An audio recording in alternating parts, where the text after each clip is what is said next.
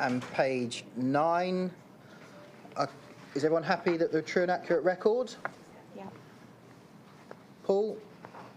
Yes. Yeah. Hewitt?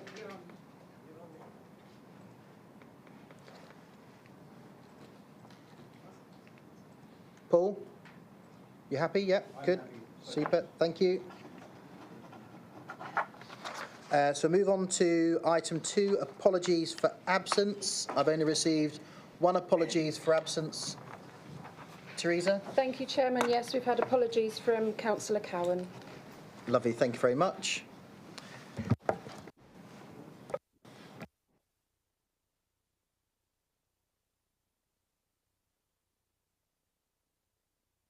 Of those. Good, so we'll keep moving on then. So a link's been sent round just for those 1 member who isn't able to view it on their screen currently, but that's fine. Item 3 then, urgent business. I haven't received any. I'm looking to the Chief and the MO and Dems. No. Declarations of interest. Does any member have any declarations of interest they wish to declare which isn't already known to the Council? I've got Councillor Hewitt, please. Thank you, Chair. Although it is not a declaration of interest per se, colleagues will be aware that I have a site that is included within the site-specific part of the local plan. For the avoidance of any doubt, although this doesn't constitute a pecuniary interest or disclosable interest, I've spoken to the monitoring officer who has confirmed that I have no conflict on this item on the agenda. Lovely, thank you very much. Paul, we'll move on to item 5 then, non-members wishing to address the meeting. As always, you are all most welcome to contribute at any item throughout proceedings. Item 6 then, Chairman's announcements. I haven't got any and been made aware of any I need to announce. Item 7 then, community funding application. Tristan, please. I can confirm at this present time there are none, Leader. Thank you.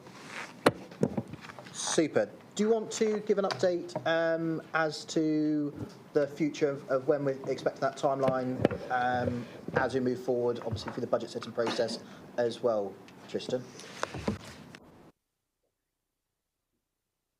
There will be further opportunities for the grant-in applications, the match funding, to be relaunched later next year around the springtime. Thank you. Lovely. Thank you very much. Yep. Councillor Attewell. Thank you, Chairman. Could I just clarify then, there hasn't actually been a funding scheme in this financial year, has there? There's been no grants awarded this year. We normally allocate £100,000, and to my knowledge, there's been no scheme launched. Certainly in my parishes, we've not had any information about it. So am I right in assuming there hasn't been a scheme in this financial year, but you're looking to launch something for the next financial year? Is that right? So not completely correct. We have done funding streams for community activities across the district, but in relation to our Inspiring Communities activity, which we've done, there haven't been any funding rounds open this year. Councillor Ashby is hopeful that we'll be able to do something for the final quarter of this financial year, pending the emerging budget as we move forward into the start of 2024. Any other questions on that item? No, so we're going to move on to item 8. Before I get there, please, can I just have a confirmatory show of hand from all members of council that you are able to access and or view the agenda pack today and in advance of today? Just show your hands. That's confirmatory all bar one. Councillor Kiddle-Morris. Have you been able to view the agenda pack ahead of today? Fine. And if required to, are you comfortable to share with Councillor Hewitt? Thank you. Okay, so move on to item 8 then. Okay. Yeah. Move on to item 8, which is the local council tax reduction scheme, the LCTRS. You'll note this would be normally presented by Councillor Cowan in his absence. I'll present today. The successes of what we've done in the previous financial years are noted in there. As such, through the work with Anglia Revenue's Partnership, who's our delivery partner for this, and working with the Department of Work and Pensions, we are making no proposed changes to be implemented for this ensuing, and that the 22-23 scheme be retained. We've still got some further work to do on that, but we've seen some great successes and wider engagement, that ability to support those within our community who need that most, and I think that stability around the scheme itself is important, while the discretionary element of that remains for officers across both parts of the organisation to offer that financial support as required. The report does admit to note the work we've done with citizens' advice around further money debt advice, which has been of great benefit for ARP to call upon to make sure we're supporting those individuals who find themselves in financial hardship as well. But I've got Lorraine here to answer any technical questions for me. So I'll open up to any questions or comments from colleagues in the room. I've got Councillor Hewitt, please, and then Councillor Jeremy. An observation, Chair. I have absolutely no doubt that many of our residents, particularly in the cost of living crisis, are finding it difficult to maintain their finances. But the principle behind this scheme, which is that everyone should contribute towards council tax, no matter how wealthy, no matter how poor, no matter how big, no matter how small. And if they don't, unfortunately, other people need to pick up the burden who are already struggling. The principle behind this scheme, I think, has been established well for this current year, and I fully support it for the year to come. Thank you, Chairman. Firstly, just to say I'm very pleased to see that the proposal is to retain the changes, because I thought they worked very well last year, and I think they were an improvement. I just wanted to make an observation that I still think there's a significant number of people who could be accessing the support but are not. They're sort of slipping through the net, if it were, and I'm quite concerned about that. There's a resident in my ward recently who turned up at a community centre where I volunteer because they were hungry. And it was only when I went through the paperwork that I asked him to bring in that I discovered that he was in full council tax. He's on universal credit, £280 a month, but was paying full council tax. No knowledge whatsoever of the council tax support scheme. I supported him with that, and he was awarded full discount. But there are people that are missing out, and he had approached the Citizens' Advice for support but was turned down, and he had a letter from them showing that, really sorry, we can't take you on because they're just too busy. So there are people out there that are missing out. I want to know if there is sufficient capacity in the team to process these requests in a timely manner. I completed that application form with him, and it took a month to get a response, and that was only after I chased it several times. So I don't think we're dealing with them. People are in a really desperate situation when they apply. And I would like to see more cooperation with the communities team, because they are the ones that are very quickly actually dealing with requests for help, and there needs to be much more synergy between those two teams, because people who are accessing hardship grants are not automatically being considered for council tax support, and there should be much more synergy between those two support schemes. Great. Thanks for that, Councillor Jeremy. Rather than me give the response of what I think you want to hear, I will write to the Chairman of Overview Scrutiny and ask him to bring this in as an agenda item, because actually I think we need to make sure that both of those teams across those areas are operating. And I know that Councillor Ashby and Councillor Cowan will be delighted to come in and make sure that some of those first-hand case studies you've alluded to are actually being picked up early on. And I think we need to make sure that those individuals aren't slipping through the net. And if required, I'm sure that we can extend that invitation to Department of Work and Pensions to join us. I know we've got a really good professional working relationship with them, and I think actually they need to hear as well where we can improve the system for those who need it most. So thank you. Any other questions or comments on the LCTRS? No. This is for a recommendation for Cabinet to consider the annual review of the LCTRS scheme and approve the scheme for 24-25 with no change. All those in favour? Thank you very much. That's unanimous and carried. So move on to item 9 then, which is the Q2 Finance, Performance and Projects Report. Councillor Hewitt to present, please. Thank you, Chair.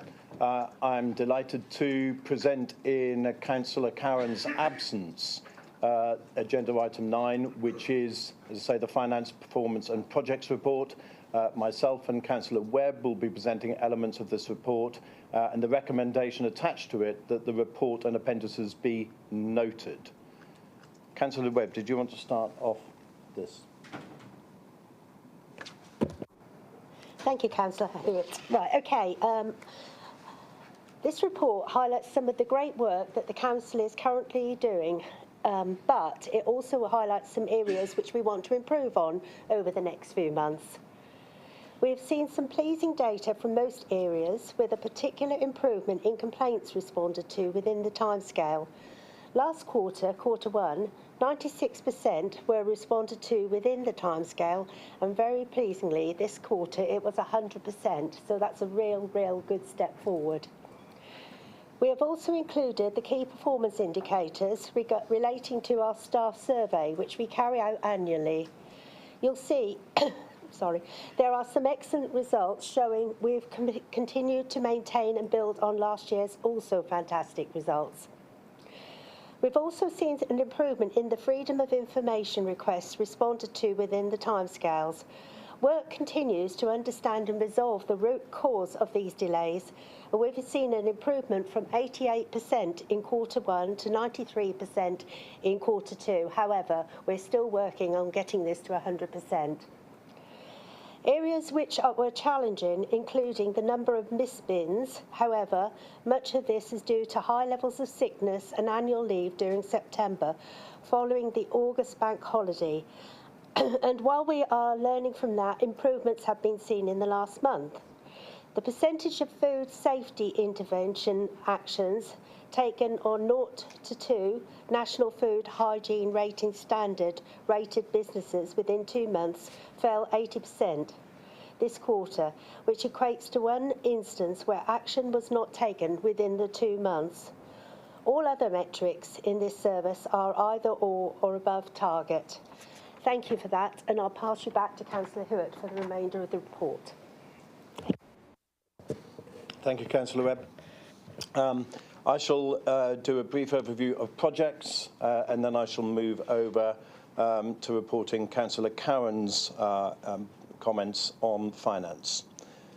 On the projects side of this report, councillors, there are currently 39 live projects in delivery across the council. Work has been ongoing since quarter one to ensure that projects are prioritised accurately and allow for adequate member oversight. A summary of the projects currently being overseen by the Corporate Project Service are included within Appendix C of the report. Some of the key highlights to note are as follows, and I'm going to identify 3. On the temporary accommodation housing investments project, a total now of 11 properties have been purchased across the district to provide temporary accommodation for homeless households. 10 of these are now occupied, with refurbishment works on the final property due to be completed over the next few weeks. On the solar projects piece, feasibility studies have been completed and a report received to outline the options in relation to potential installation of solar panels at key strategic council-owned properties. Detailed design work is ongoing, and the current focus is on delivering a scheme at the Dereham Leisure Centre, which will have a positive impact on the Council's Breckland 2035 objectives, and of which members have previously approved. And the third project that I wish to highlight is the Early Intervention Service Improvement Project for Housing and Communities. This is a new project internally commissioned to review ways in which housing and communities can collaborate better to improve the process of complex housing cases to ensure a more efficient solution can be found to meet the needs and requirements of our ever-changing client base. Work is currently being undertaken to review the current challenges and to draw up any potential solutions for this project. And finally, Chair, with your permission and permission of my colleagues, I would like to read out the finance report. These words were presented initially by Councillor Phil Cowan, and he's happy that I read these out on his behalf. Colleagues, good morning.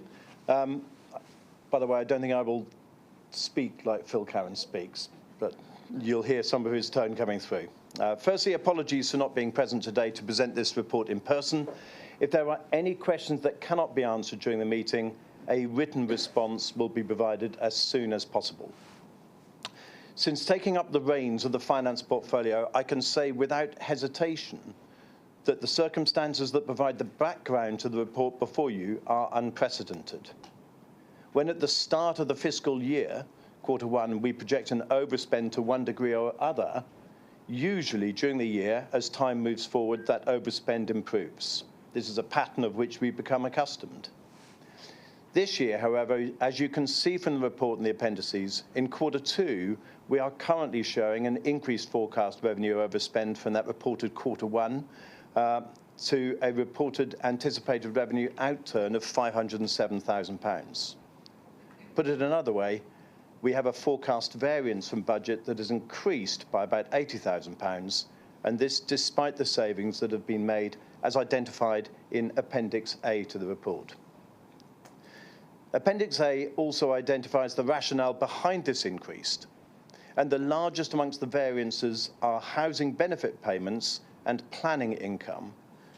These two are pictures that face local authorities nationally, as well as more locally within Norfolk. Together, these two account for about 1.3 million of current overspend. In addition, the revenue forecast also shows overspends in inflation and utility costs, legal, recycling, and trade waste and procurement. And the notes that are attached to the appendix expand on these positions. This large overspend in part is tempered by our ability to divert some reserves and receives a benefit from the higher interest rates achievable, currently at about nearly £500,000, due to external market conditions. Colleagues, the pressures we are feeling are not of our own making, and indeed, thanks to our record of sound financial management, we are in a better position to weather the perfect storm caused by the increase in housing demands and the significant reduction in planning fee income, which in turn is mostly attributable to a drop-off in major planning applications. That said, we continue to do what we can do to minimise the effects of these external factors, over which, of course, we have no direct control. We continue to pursue investing in the acquisition of housing, as mentioned by Councillor Hewitt earlier on, to reduce the unit costs of temporary accommodation whilst retaining an investment for the future, driving forward the opportunities offered by the growing commercial waste sector and developing skill sets that enable us to better provide services to others, for example, through ARP and their expertise in identifying fraud and exploring other areas where sharing of services is beneficial. In summary, colleagues, these figures and the projection for the year end do not make for comfortable reading, and there is no doubt that with a lean and fit-for-purpose organisation, there are areas and opportunities to do more to minimise our exposures, but these are limited. There are challenging times facing us, like every other council moving forward. But I'm confident that Team Breckland can use and rise to that challenge and take the decisions necessary to enable our businesses and our residents to thrive. Chairman, in the absence of both Councillor Cowan and also our Section 151 officer, any questions on the financial element of this report will be submitted immediately in writing to those people who ask them. Lovely. Thanks, Paul. Any questions or comments on the Q2 finance performance and projects report, please? Councillor Clark.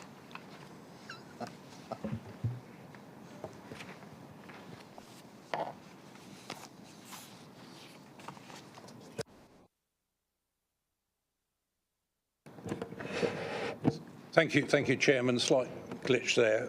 Just a question on one of the projects which Councillor Hewitt very kindly mentioned, which I was pleased to see, around the early intervention and service improvement. I think those councillors who've had any caseload at all in looking at housing issues realise that things aren't always as simple as they seem on the surface. And I know, having spent some time recently with the excellent hard-working housing team here at Breckland in gaining me greater understanding of some of the issues across the patch.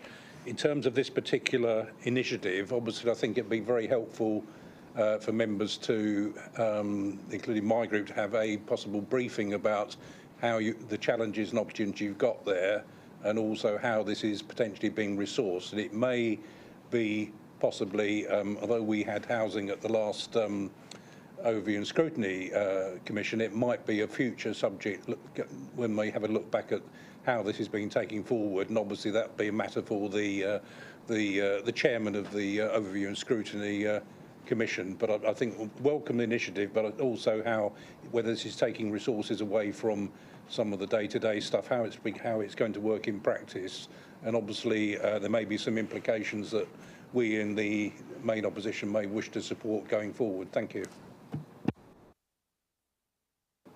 Thank you, Councillor Clark. I welcome your welcome and also echo the fact that we've got some excellent team members actually delivering on the services that we have, and we will no doubt be delighted to be invited back, certainly the project team and all of those involved, to a future Overview and Scrutiny meeting. Any other questions or comments on this report? No, I can't see any. So this is requesting that this item is duly noted, and therefore we note it. Good, thank you. So move on to item 10 then, which is housing multiple occupancy licensing policy. Councillor Bowes to present, please.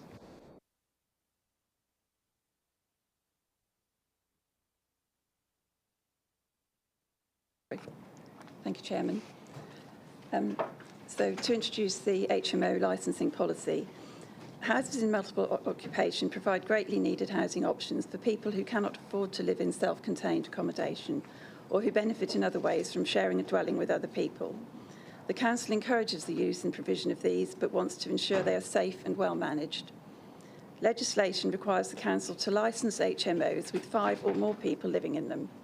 Licence conditions require safety standards, including fire safety, and standards for the number of kitchen and bathroom facilities. A licence will last up to 5 years, and the Council is able to cover its costs in implementing and running the licensing scheme through a licence fee. The fees have been reviewed and updated to accurately reflect the costs of officers' time. The licensing process and the regulations covering HMOs has become more complex over the years, resulting in more time in administration and ensuring safety standards in licensed HMOs. The fee was originally set in 2006 at £399. Under the new policy, it's £859 for a 5-bedroom HMO plus £67 per additional bedroom. The policy has been updated to enable officers to set licences for 1-year and 3-year periods for those properties or landlords which require additional monitoring instead of the typical 5 years. I therefore recommend this policy for approval, and Jill is here who'll be able to answer any detailed questions around regulations.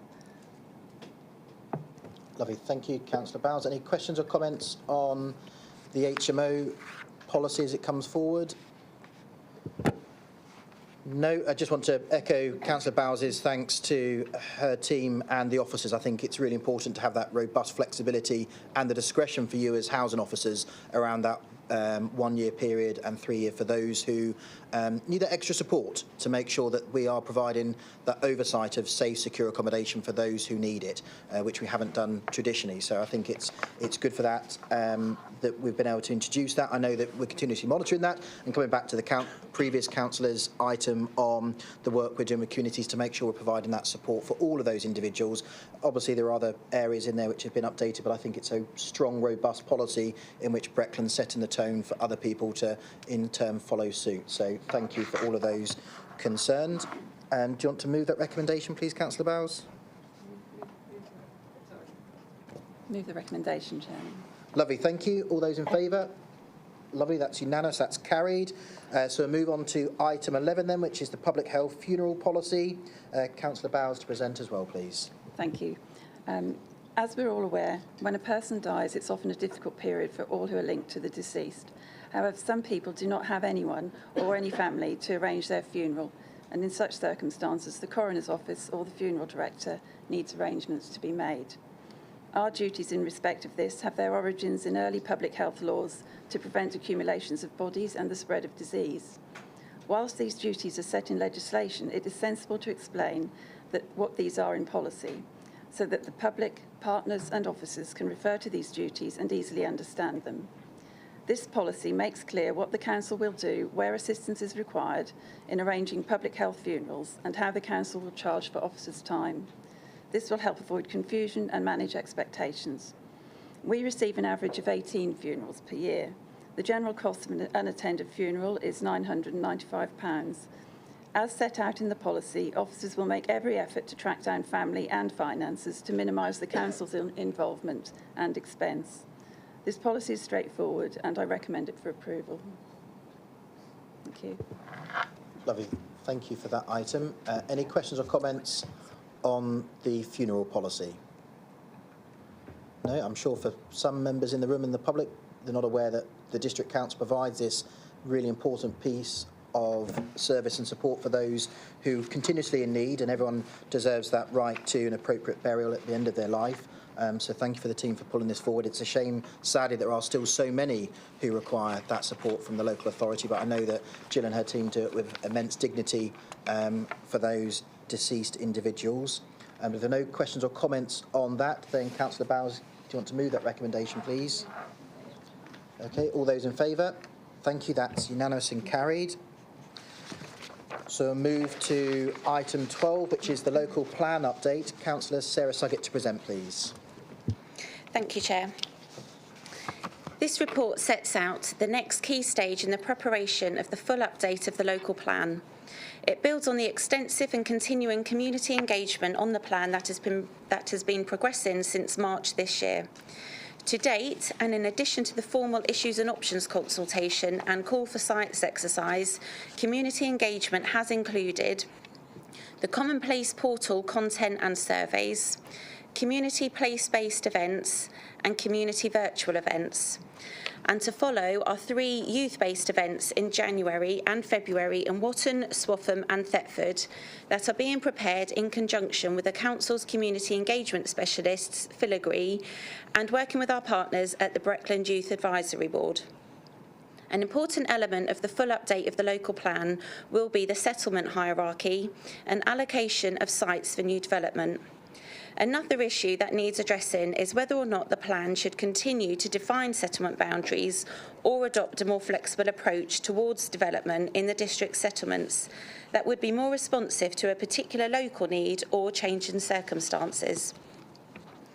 Decisions will also need to be made as to whether to continue with the development strategy that is set out in the current local plan and to consider how much future development should be focused on the market towns and how much should be directed towards the larger, more sustainable villages in Breckland, or whether a new strategy should be considered that seeks to maximise the development of strategic, previously developed land such as the Robertsons Barracks near Swanton Morley and or the Abbey Estate at Thetford. The documents are underpinned by a revised assessment of the relative sustainability of the larger villages in the district that uses the same approach as to the one used to inform the current local plan that was found to be appropriate and sound at the examination into that plan. The document will also include an assessment of the sites promoted under the Call for Sites consultation. This sets out the high-level desktop survey assessment and suggests sites in those towns and parishes that could be considered further once the development strategy is agreed. It should be noted that this consultation does not imply the suitability or otherwise of sites and does not allocate sites. The report includes the following consultation documents: the Breckland Local Plan Development Options, the Settlement and Countrysides Paper, Breckland Local Service Centre Topic Paper, and the Call for Sites Summary. It is proposed that the consultation be undertaken for a period of 8 weeks. This proposed consultation would enable a key stepping stone from the issues and options consultation and the draft local plan, which is now expected in March 2024. An all-member workshop has also been arranged for December the 12th. This report also sets out an updated local development scheme for the preparation of the full update of the plan that reflects two important factors. Significant progress has already been made on the preparation of the local plan, including the successful completion of the single policy partial update of the plan. This can now be removed from the local development scheme. Secondly, there has been extensive and continuing community engagement at the Regulation 18 stage of the full update of the plan. This was longer than originally envisaged, and the earlier timetable and the programme needs to be updated to reflect the extended Regulation 18 consultation that is continuing. Whilst this has resulted in the timetable being extended, it is important to seek a balance between the opportunity for community engagement and progress on plan making. Under the current proposals to reform plan making, plans are prepared under the current system will need to be submitted for examination by June 2025, with local plans prepared after that date likely to be required to be prepared under the new system. The milestones for the local plan as set out within the LDS are as follows. Publication of the Regulation 18 plan for consultation, March 2024, and publication of the Regulation 19 plan for consultation, December 2024. And we remain confident that the timetable is realistic and achievable. The recommendations, what are set out on page 71 of the agenda pack, are that Cabinet approves the local development scheme for the full update of the local plan as set out in Appendix A to this report, that Cabinet approves the paper set out in Appendix 2 to this report for an 8-week public consultation period, and that we grant delegated authority to Deputy Chief Executive in consultation with a Cabinet member with portfolio for planning to make any necessary typographical or other minor changes to the papers prior to publication for consultation. And we do have both Simon and Andy here today who can help answer any questions anybody may have. Thank you. Lovely. Thank you, Sarah. Councillor Cuddy-Morris, anything else to add at all? I wasn't going to say anything until any questions came up. That's fine. Good. Any questions or comments at all on this item? Councillor, I've got Councillor Hewitt and then Councillor Attwell, please. Thank you, Chair. As a representative of a key service centre, myself and Linda Turner, my colleague, will be looking in some detail at this report and consulting very heavily with the residents of Shipton. This is an extensive and a very detailed report, but at the same time is explaining an extensive and a very detailed consultation process. I think for some people, particularly in my patch, this process actually feels quite slow. I keep on being asked questions about, is somebody really going to build there? Or is somebody really going to be building there? Already by residents, and I'm sure many other members are having similar questions. But this report outlines a process for determining a process to establish the site, not the site specifics as well. What happens at each stage in this process, and doing it in a very transparent way. The local development scheme and the consultation process will be and needs to be challenging. It is up to us as members, our colleagues and others, to ensure that everyone is aware of what is planned and the process by which this gets undertaken, not what will happen. That comes at a later stage. This process needs to seek a balance between local needs and planning policy. It needs to be right. And as such, I commend actually to my colleagues the report, the contents, the process and the recommendations. Lovely, thank you. Councillor Attwell, please. Thank you, Chairman. I've got a few points I'd just like to raise. The first one is, can you tell me when this 8-week consultation is going to start? Because I think that's quite important. Please tell me it's not going to happen over the Christmas period. Yes, it will. It will start shortly after with 10th of December. But just to add, so normally it's a 6-week period because of the Christmas period. That's why Councillor Suggett has agreed to extend it to 8, which isn't the norm. So it is taken into account the Christmas period with that extension, Councillor Attawell.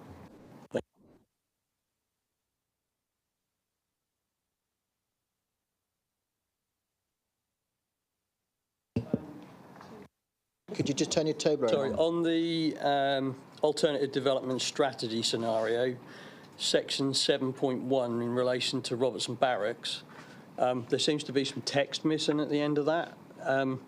It says, for the purpose of this paper, 2,000 dwellings are allocated for this site.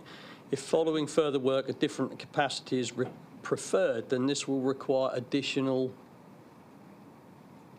That's when it ends. So can somebody tell me, before you go ahead and agree the paper, what is the additional? Thank you. The additional, and I apologise for the lack of the end of the sentence, what the paper's doing, it's seeking, if the Swanton Morley Barracks site is a preferred option, to maximise the use of that site, because the capacity that was put in under the call for sites, as it says in 7.1, was between 500 and 2,000 dwellings. If, through additional work or whatever, this is a preferred site, but the capacity is lower than 2,000 houses, then there will obviously be a gap. So let's say it's 1,000 houses, so there'll be 1,000 less. So that 1,000 would have to be reallocated amongst the other settlements within whichever the preferred development strategy is. Okay. Thanks for that. Brings me on to my next point. The sustainability of the Robertson Barracks site. It seems to me that if I look at all the alternative scenarios, it doesn't take a genius to work out, I would suggest, that most people are going to look at scenario C, especially if you live in any of the villages or the towns, and you're going to think, yep, that's the one for me, because it's going to mean I've got little or development near me. And that's fine. I'm a realist. You know, I represent Robertson Barracks, Swanton Morley. But I'm just wondering, because we're putting this out there, have we not done the sustainable or certain amount of sustainability work and reviewed that prior to going out to this consultation? It's next to the River Wensum. Can the sewage, can the power, can the water cope, can the roads cope? Because I think with sending this out, you're building a level of expectation. Yes, I hear what you say, well, it says up to 2,000. But I would have thought before we go out, and probably the same with the Abbey Farm, because I think we're heavily relying on those figures as well. Have we actually done that work? And if you've done that work as the ward member, can I see it, please? Because I think that's fundamental to what you're sending out this consultation. You're setting an expectation level that the Robertson Barracks site is key. And I think most people who are looking at this scenario, if I'm being consulted on this in a town or a village, particularly local service centre villages, I'm going to think, yeah, well, we'll let Robertson Barracks, that's the silver bullet, meaning we're not going to get very much in the way of development in our villages. That's fine. I understand that. I'm a realist. But are we setting that expectation that perhaps when we've done all the consultation, if we're saying we haven't done sustainability and we're going to do that afterwards, then we might say, well, it can only cope with a couple of hundred houses, and we've done all that consultation and set those expectations. I just wondered, has that been done? Okay, nothing has been done to that level, what you're describing, and obviously as ward members, we would keep people informed along the way of anything what we do with that. Obviously, all these sites have been put forward, and there's more high-level discussions what have been had about what's suitable and what's not. But I will let Simon or Andy just discuss with you a bit more detail around when some of the works what you're talking about for any of these sites which may potentially be looking at going forward would happen to the level of detail that you're talking about. Thank you, Councillor Suggett. In terms of what this document is aiming to do, it's aiming to try and establish principles around how we allocate development within the district, and we haven't yet got to the level of detail that is looking at the sustainability or the ability of a site to be developed to the numbers that it's been put forward for or beyond. You'll see also as part of this consultation that we have high-level analysis of each of the sites that have been put forward as part of the call for sites, and the Swanton Morley Barracks site will form one of those, and residents and members and town and parish councils can look at those and sense check and comment on those accordingly. We are going to be discussing with some of the larger promoted sites how we look at ensuring that those sites can be brought forward and are deliverable. The fact is that the Swanton Morley Barracks has been put forward. It is going to be developed in one form or another. What we need to do is work with local members, local residents and the parish council to ensure that it's the most suitable scheme that we can do, whether that's through a planning application or whether it's through the local plan process. Thank you. Good. Just pause here, Councillor Attwell, just check if there's anybody else, any other questions. So I've got Councillor Jeremy first, then Councillor Plummer, then I'll come back to yourself, Councillor Attwell. Thank you, Chairman. I'm grateful to the Cabinet member in your opening remarks correctly referring to the Abbey estate in Thetford. Very disappointed to see in the documents reference to Abbey Fields estate, but worse than that, Abbey Farm estate. We've worked really hard as a community in Thetford to drop use of the word farm from Abbey Farm, so it is disappointing to see it, and I hope in future consultation documents that we will learn from that, because it is disappointing. I've read all of these documents at the weekend, and I'm not a planning expert, but they clearly have been written by people who are planning experts. And I just wondered around the consultation, what effort will be made to make the documents accessible to people, because they use language and questioning, which is actually quite difficult to understand if you're not a planning expert. I'm thinking particularly people with English as an additional language, or people with just basic grasp of English language without planning terminology. Accessibility for me is always key, and I hope that this goes through some sort of process before it's made public. Thank you for that. There's the different types of media and what we've got. So we've had in-person consultation. Obviously, this is a lot of this is online. It's using the Common Place portal. It is tricky getting that balance.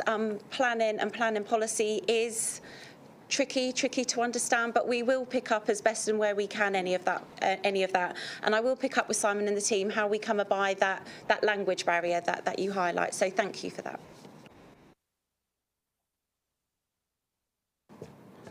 Thank you, Mr. Chairman. Just a question for my own idea. Are we talking about 500 to 2,000 at Swanton Morley? Does that include the accommodation that there is there now, or is that additional housing to be built there? I hope it isn't 500 and 2,000, but we will. Do you know the answer to that, Simon? Thank you. That's additional housing over and above what's already there. So there's the housing that's owned by Annington Estates, which doesn't form part of this.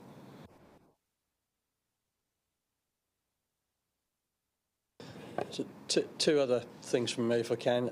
I think what I should probably end up doing with Swanton Morley is I shall be arranging a very public meeting. Will you, Sarah, agree if we can fix diaries to come to that meeting with planning officers so that the public can ask questions about Robertson Barracks? Because I'm sure they're going to have lots of questions, because it's going to affect that village probably more than any other. But the second point I wanted to make was, and I think there's a bit of a misnomer, that the Robertson Barracks site is Swanton Morley. The majority of the Robertson Barracks site sits in the parish of Hoe and Worthing. All the airfield, which is the bit that I presume is looking to be developed here, sits outside the parish of Swanton Morley. It sits in the and Hoe and Worthing doesn't have a parish council, it has a parish meeting, and we're going to need to communicate with those residents, particularly the one, lots of them, their properties back onto the airfield, are going to be hugely affected by any future development. This document doesn't make any mention of Hoe and Worthing, and I just want to make sure that everybody around the table is aware that this just doesn't affect Swanton Morley. agreed the infrastructure problems will come from Swanton Morley because traffic, etc., will have to come through the village of Swanton Morley, not Hoe and Worthing, but nevertheless they will be affected. But this document doesn't seem to recognise Hoe and Worthing. I'm just wondering whether that's something that could be rectified before it goes out. Yes, we can pick that up. That's one of the things which is really helpful with members' local knowledge. Is some of these sites, the area of them, they don't fit nicely into parish boundaries. They do cross over. So we will pick up that particular point and just do what we can in any other areas to make sure that we do go out and we do make sure that those other places are made aware. And we will do what we can, myself and the officers, to make sure that we can be available at yours or any other places what have meetings with regards to some of these sites which have been put forward. Yep. Thank you for that, Sarah. One last thing I'd just point out, with the Hoe and Worthing scenario, much is made in this document about the Swanton Morley neighbourhood plan. And yes, we did say that as a community we would engage positively, but of course the neighbourhood plan only covers the geographical map of Swanton Morley. That's the neighbourhood plan area, which includes the existing technical site and the existing housing. All of this airfield site, that's not included in the neighbourhood plan. So references to that, again, I think I'm just wondering whether that's something might get tripped up by the inspector when they come and look at the documents. I just want to make that clear to everybody that you need to take account of the fact the neighbourhood plan doesn't cover majority of what would be developed. Thank you. We will check the documents before they go out and make sure that they aren't make sure that they are referenced correctly. So thank you for that point as well. Thank you. Councillor Bambridge, please, and then Councillor Kiddle-Morris.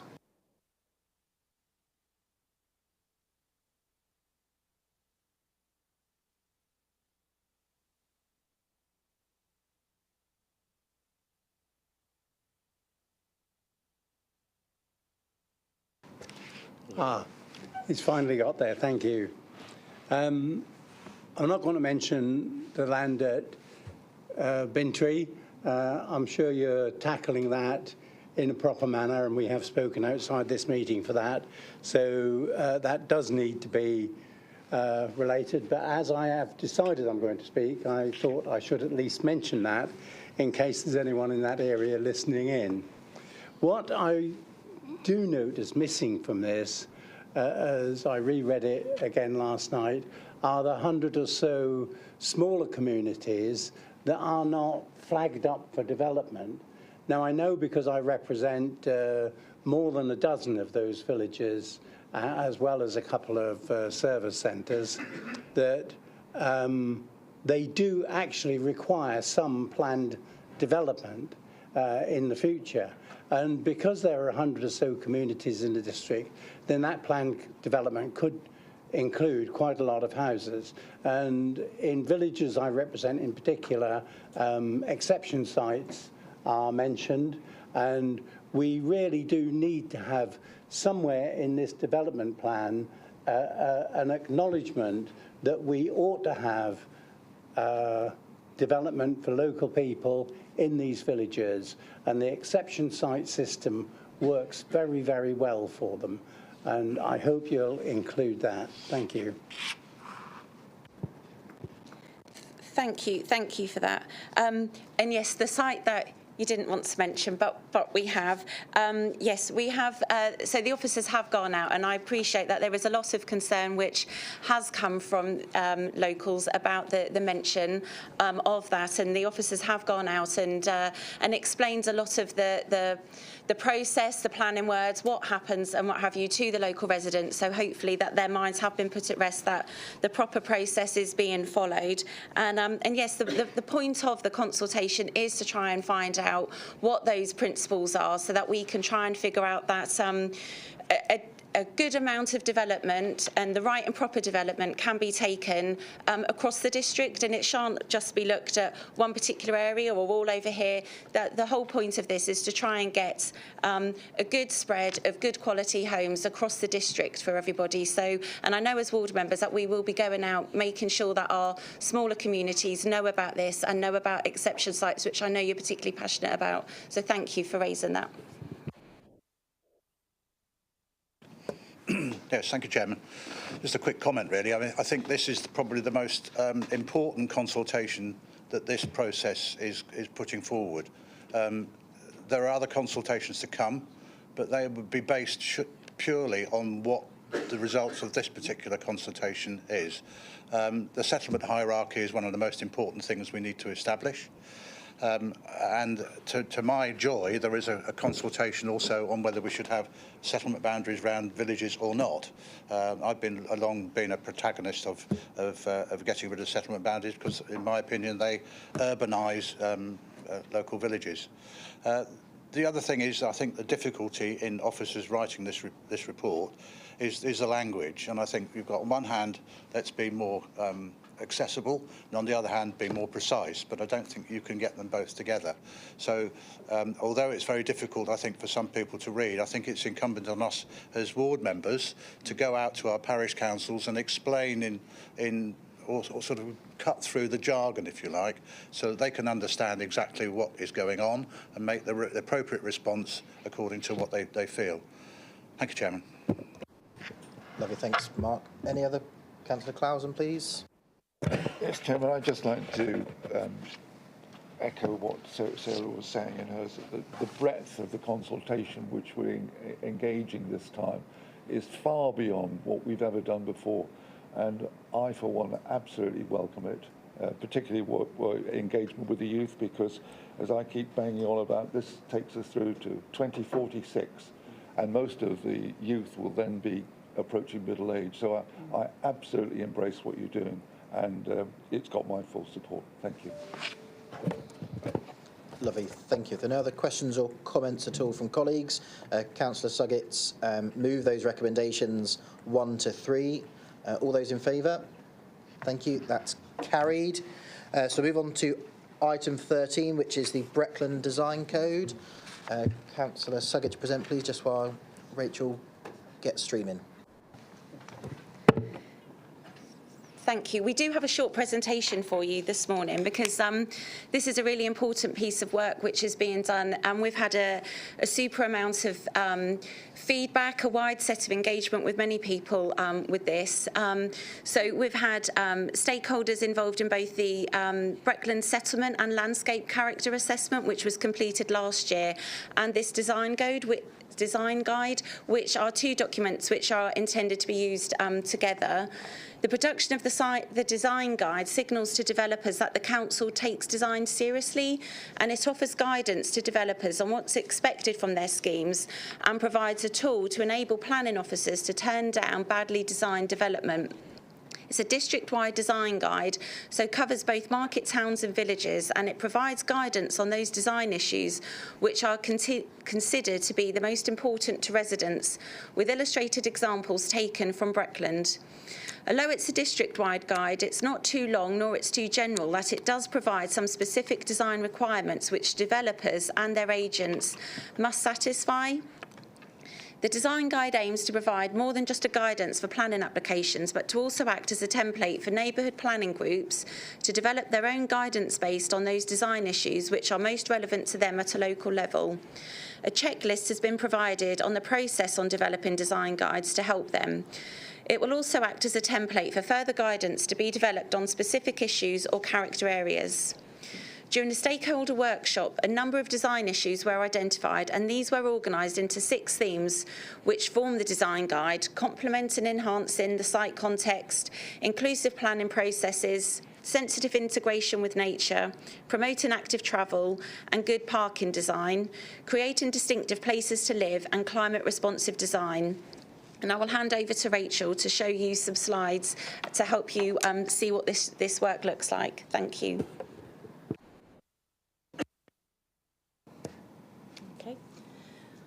Okay, the Breckland Design Guide is based on, next slide, is based on the National Design Guide, which identifies 10 characteristics of well-designed places. And we followed the process of the National Model Design Code, which is an analysis which we did last year, which is the Breckland Landscape and Settlement Character Assessment. We then worked through a vision and identifying key priorities, and that led to the development of the design guide. We also fed into it the work from Future Breckland, the Swaffham Heath, the health protocol, building for a healthy life as well. And throughout that whole process, we had extensive stakeholder engagement in the form of online workshops, a questionnaire, and also a public event, which was held here at Elizabeth House. Next slide. Just to go back to the Breckland Landscape and Settlement Character Assessment, this is to be used in conjunction with the design guide, as it acts as a framework and it helps to articulate design issues. We went through the market towns and we identified character areas that were similar across all the market towns, as well as what made them distinctive. And we also looked at villages and had a specific methodology around their origin, whether they're agricultural or a planned estate village, and also how they develop their pattern of development, their morphology. And this is going to be quite important in looking at also development, because it makes you think about, well, how does policies affect how how the village or market town should look, or the areas. Next slide. So our brief was to be a district-wide, so it includes towns and villages, but we didn't want it to be too general. We did want to have some key design guidance, so there is some musts and shoulds in there as well. But we had to pull out the key priorities that residents felt that were issues that we could kind of actually put in some key guidance. It is also to act as a template for neighbourhood planning groups, and there's a checklist along the side which neighbourhood planning groups use.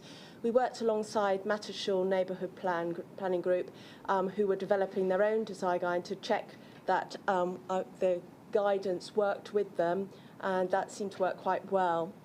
We had, with the stakeholders, we had parish, district and town councils, but we also extended that out to residents, architects, urban designers. We had Active Norfolk, Hub Health England, nature groups and highways all involved in this, as well over 240 stakeholders. And many of them went across both projects, the landscape character assessment and the design guide as well. We also incorporated expert stakeholder groups on specific issues. For example, the active travel, we brought in Active Norfolk and Public Health England to look at that, and engaging with integration with nature, we brought in landscape designers and nature groups to help us with that as well. Next slide. So we've got 6 themes within the design guide. Theme 1 is complementing and enhancing its context, and that came out from feedback from stakeholders that the development they were getting didn't look like their village or their town. It just looked like anywhere. So it was like we looked at, well, how can we get development that responds, not only just responds, but also enhances the context of the village. So applicants of certain size development schemes will have to provide a design and access statement. They have to describe the contents, not just what's alongside it. They'd also have to not go to the lowest common denominator in that context. They're going to have to look what is going to bring out the best in that area. Next one. We also had a lot of feedback where residents said, well, we don't actually see the development until the planning application goes in. And here we want to encourage that that is an earlier engagement. So there is certain applications will be encouraged to, they would have to do a pre-application process, also to engage with the parish councils and residents as well. And we had quite a lot of good examples where parish council said, well, they had examples, well, this development worked well because the schemes agents and house builders got involved with us early rather than leaving it until the end, and we've drawn on that. And next slide. This was also another important area people were passionate about. It's about sort of the beauty, keeping the views and the gaps that we have in our villages and towns, making the most of mature elements landscape elements within areas. It's also about increasing biodiversity, and also landscaping not to be an afterthought, but is considered at the beginning. Next one. Encouraging actual travel. We had a number of examples of developments where people were unhappy that they hadn't thought about how it connected to the services of the villages of the town. They weren't considered cycleways or walkways throughout the development into the services. And this theme also covers parking, which came out a lot, and how to make that. I mean, cars are kind of what you need in a rural area, but how can we have better parking here, that it's more attractive, that they're a bit more hidden out of the way. Next slide. Distinctive character is more about the how do you respond to the context, how do you enhance it. So it's thinking about the form, it's thinking about materials, it's thinking about how they all work together, and creating distinctive characters and places that people want to live. Last one. And finally, is climate responsive design. This was a really important theme that came through, and there's a thread throughout the whole design guide about climate responsive design, and it does involve adaptability, flexibility, water management, and energy reduction throughout that theme. I think it's important with this design guide to consider this isn't a full stop. Obviously, when we get to use it, it will need to be evaluated, and we keep an eye on it, and maybe some areas need to be tightened or changed and refreshed, just the same as the Essex design guide is constantly refreshed. I think also because we've got the framework there, and because we understand the processes, it does make it easier for the council to develop further guidance on specific areas. We've already had for town centre guidance on town centres, also more guidance on rural traffic calming, as well as particular character areas as well. And of course, neighbourhood planning groups can develop their own local guidance as well, and this helps them to do this, because it's not easy developing a design guide, and hopefully this goes some way towards it.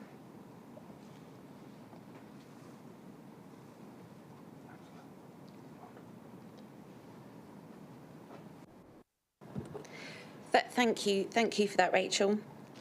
And I'd like to thank Rachel and also Councillor Claire Bowles for all the work that they've put into this. This is a really good piece of work, and it's been.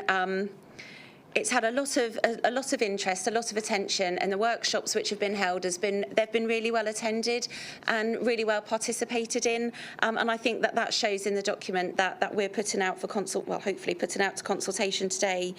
So the recommendations I have are on page 178 of the agenda pack, and recommendation 1 is that Cabinet endorses the Breckland Design Guide for public consultation as set out in Appendix A to this report, and number 2, that Cabinet gives delegated authority to the Strategic Plan and Policy Manager in consultation with the Executive Member for Strategic and Operational Planning to make minor, non-material, consequential changes to the documents as necessary. Thank you.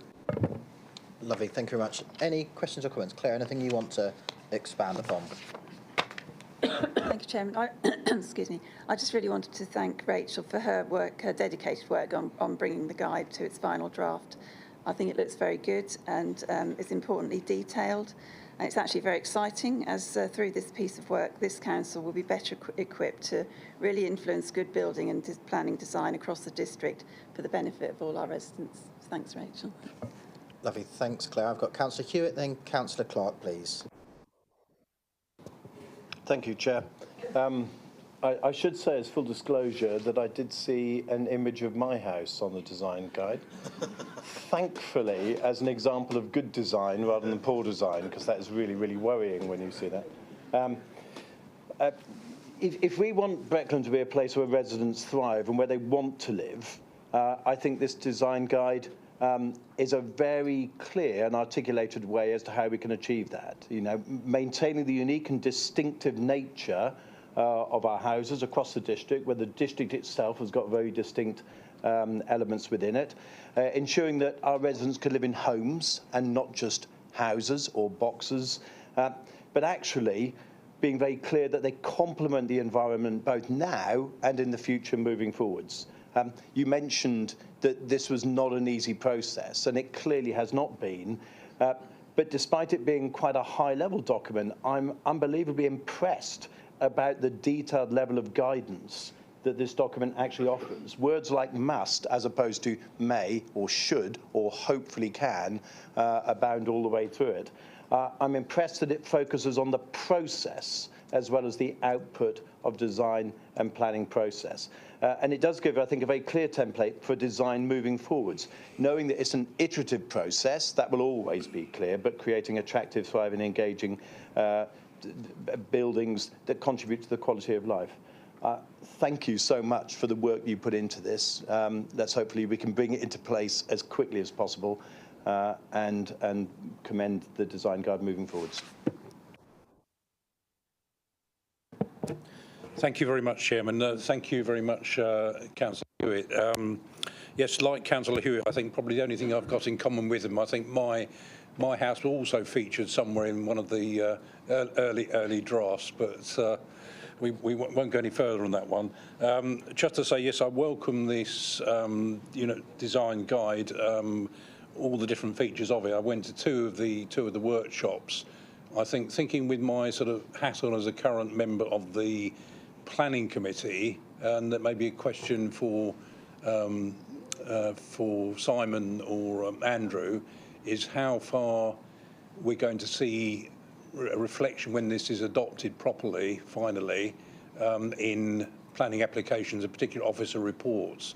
And I think the distinction which Paul's alluded to in terms of must and could, and how far that's going to be there when people are making a judgment about planning applications. Obviously, members will be aware when you see applications with design features, and yes, we've recommended different change of tiles and so forth. This is much more comprehensive. I accept it's an iterative process, and this has got some way down the line, so it may change things going forward. Thank you. Thank you. I'll look to Simon rather than Rachel for that one, please. Thank you, Chairman. There's several things in response to that. Whilst we currently seek to achieve the best design we can with the policies that we've got, this document will give us an extra statutory string to our bow, and will provide more certainty for developers and builders going forward. We have an agents forum in mid-December, around about 11th, I think, and this is on that agenda, and we will be looking to push home to developers, to builders, to planning agents that this is very much at the forefront of our decision making going forward, and hopefully they will take that on board. What has been interesting, and we've had a couple of appeal decisions recently, is that planning inspectors are also looking far more strenuously at design, and this will again provide that extra string to our bow to make the case appeal as well. And I'd also just like to add to that we will work with the chairman of planning committee and make sure that planning members especially, but all members if they would like to attend, get a proper briefing on how to use this document. Thank you. Got Councillor Kiddle-Morris, Councillor Jeremy, Councillor Bambridge, then Councillor Clausen, please. Yes, thank you, Chairman. I'd just congratulate the officers for producing, especially Rachel, I think, was mostly involved with this, but also I think Councillor Bowes and Councillor Crane, I think, were involved, and it's a good document, and it's well presented, and hopefully it will get adopted, and eventually, I presume, as the words of the song, and I can't remember what the song is, we might be prevented from building houses that made a ticky-tacky and all look the same. By using this document when it's adopted. Thank you, Chairman. Coining my phrase, little boxes. Thank you. Councillor Jeremy, please. Thank you, Chairman. Overall, I think this is a really positive document. Obviously, the proof of the pudding will be in how it progresses over time. I was particularly pleased to see the section on nature and biodiversity, because technology and ideas have changed over the last however many years, and there are so many more things that we can be doing now at a design stage and a build stage to support the environment. And I'm pleased to see lots of really practical examples mentioned in the document. There's a few others that aren't in there, but hopefully, you know, through the knowledge of the council and the planning committee, they can be picked up. I think that's very positive. The bit I was less pleased to see was the section that deals with local and regionally sourced materials, and it says that they should be used wherever possible. And members will know, and Simon will know, because I've run on about this before, how disappointed I was that there wasn't any element of flint built into the Kingsfleet development in Thetford. I don't expect an entire housing estate full of flint, but it is important that we have local features to make areas identifiable and unique. I've driven here this morning, I've passed Kingsfleet, I've passed East Wretham, I've passed Shipton and Watton, all with new housing developments on the outside of the town, all actually very, very similar. There's no local flavour, no local context, and I think as much as I would love wherever possible amongst the entire development or new developments, there absolutely must be some element of there, you know, whether it's flint or whatever else built in. It must be affordable, it must be achievable, otherwise we'll end up with, you know, identikit type developments built across the district with no local connection, no local flavour, and I think that would be a shame. Lovely, thanks, Terry. I look to Rachel or Simon for that response, please. I completely understand the point that's being made and have sympathy with it. What we're trying to do through the design guide is to ensure that development responds to context and where it's situated. And I think the use of appropriate materials will have to be a significant part of that going forward. Lovely, thank you. Councillor Banbridge. Thank you, and I agree. I applaud this document that's come forward, and I did attend at least one, I think possibly two of the meetings where it was held, and I didn't bring this up, so I apologise for that, and I probably should have done. What I see, and what's been made plain to me as I've gone through it carefully again this morning, is nowhere in there is there one of the typical Breckland Brecks clay lump cottages that so delight the heart when we see them.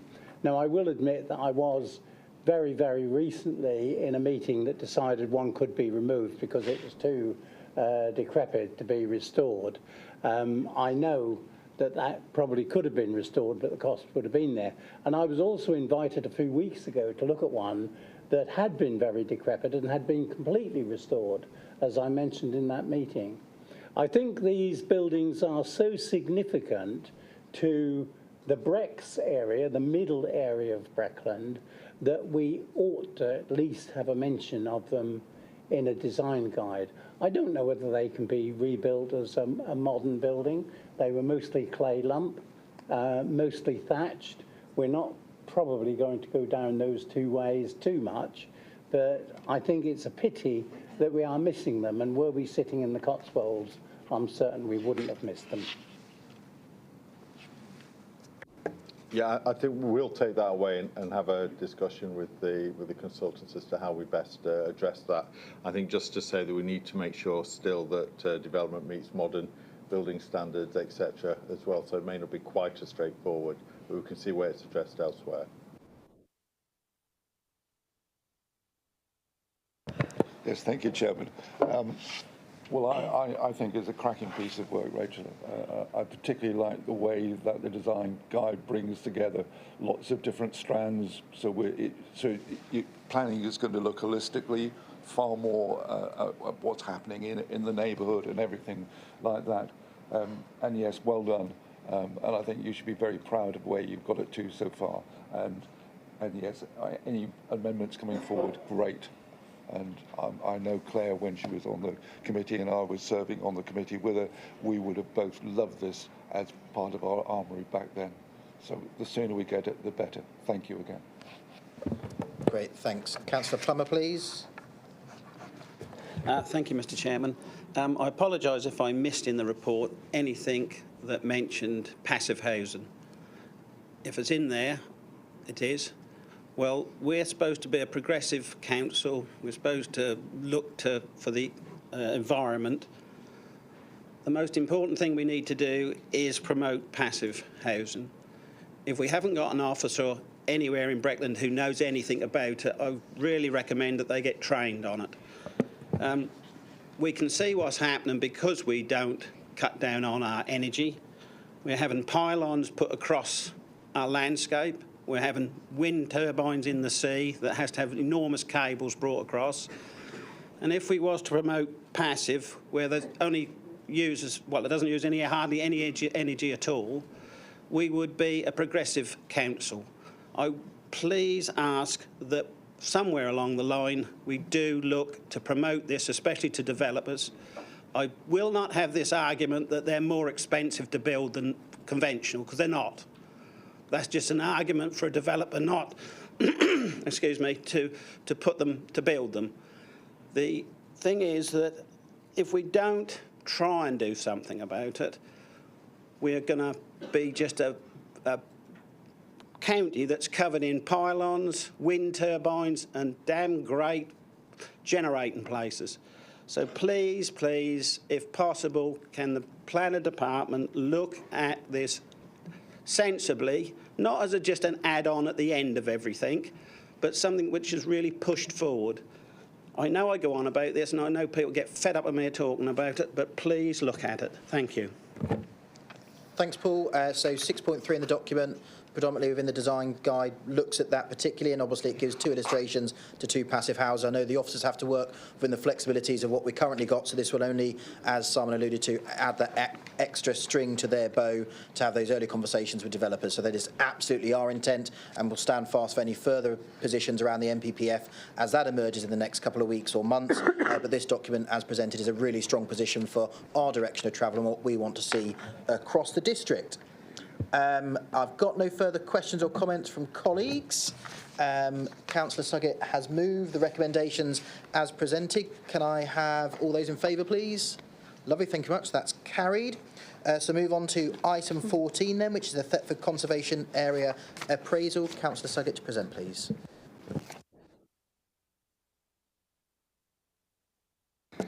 Thank you. Okay, so final consultation from me this morning. So this report seeks approval for another public consultation, and this is on the draft updated conservation area appraisal for Thetford. The work has been completed by Purcell, a specialist in conservation management. They have previously done the same with excellent results in Swaffham, and hopefully this will be a real positive for the historic town of Thetford. This appraisal will provide an updated analysis of the special characteristics of the conservation area, and together with a conservation area management plan will set out an approach to preserve and enhance the conservation area through the development management process. It will also provide guidance for the owners of properties within the conservation area. We are bringing this forward now thanks to leveraging of external funding, including monies raised by Thetford Town Council from the Heritage Lottery Fund for a new cultural master plan for the town. The benefit of updating the conservation area appraisal is not to just reflect how the town has changed since the appraisal was initially completed, but also to help demonstrate to the public, funders and partners that we are serious in supporting heritage. As a formal planning policy, the document requires a period of formal consultation. So, pending Cabinet's approval, consultation work will be carried out by Purcell, with support from Breckland and the team delivering a cultural master plan work for Thetford Town Council. The document will be publicly available on our website across January and February 2024 for review and comment by our residents. To ensure resident engagement, this will be promoted directly by a Breckland Council social media campaign and also via our partners such as Thetford Town Council. We'll also be integrating the engagement as far as possible with the design guide and local plan work. Following consultation, feedback will be reviewed and a revised final draft will be submitted to the Council for adoption. So the recommendation is on page 264 of the agenda pack, and that is that Cabinet approves the public consultation of the draft Thetford Conservation Area Appraisal consultation, and delegates to the Assistant Director, Economy and Growth, in consultation with the Executive Member for Strategic and Operational Planning, any minor changes to the pre-consultation version and arrangements for the consultation exercise. Thank you. Lovely, thanks, Sarah. Any questions or comments from colleagues? I'll get Councillor Hewitt and then Councillor Jeremy, please. Thank you, Sam. In so many ways, Thetford is the jewel in Breckland's crown, but fully cognizant of Bridget Jones. So Councillor Atterall is Swanton Morley, Councillor Clark is Dereham, we will go on. But in many ways, Thetford is the jewel in our crown. That's why we invest in it. That's why we partner with it. That's why we have ambitious plans along with the Town Council for it. Our work, I think, with the Swaffham has given us really valuable insights in terms of promoting the culture and the buildings and the character of Swaffham. And I think these have helped shape both this guidance, our planning and our options also to protect Thetford's character and culture moving forwards. I absolutely welcome it. Thank you. Good, thanks. Councillor Jeremy, please. I assume that makes me the keeper of the jewels, but you know, it's. I'm very grateful for those comments, Paul, and I'm always pleased when Breckland recognises how fantastic Thetford is.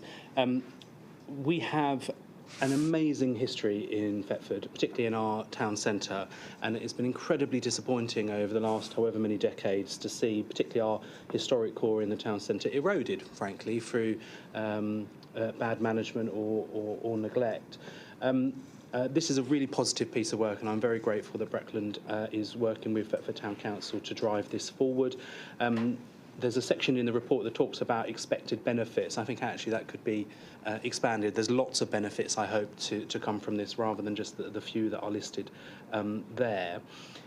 We have got the proof in the pudding with this one will be whether or not the conservation area is respected and enforced, because we have seen bit by bit over the last few years planning applications coming forward to change shop fronts, to change buildings, which has been, frankly, diluting the conservation area significantly. It's about time we put a line in the sand and said no more. We've actually got to protect and preserve the conservation area. So I'm pleased the consultation's going ahead, and I hope when this is adopted, it is robust, because so many of these things aren't robust, and we absolutely have got to do something to protect the historic core of Thetford. Lovely, thanks, Terry. Any other comments at all from colleagues or questions? There aren't any, so Councillor Suggett's move those recommendations at agenda item 14. All those in favour? Thank you very much. That's carried. So move on to the final item of today's business. That's item 15. Date of the next meeting will be on Monday, the 8th of January 2024 at 9:30 here in Dereham. If there's nothing else, then I formally close the meeting. Thank you very much.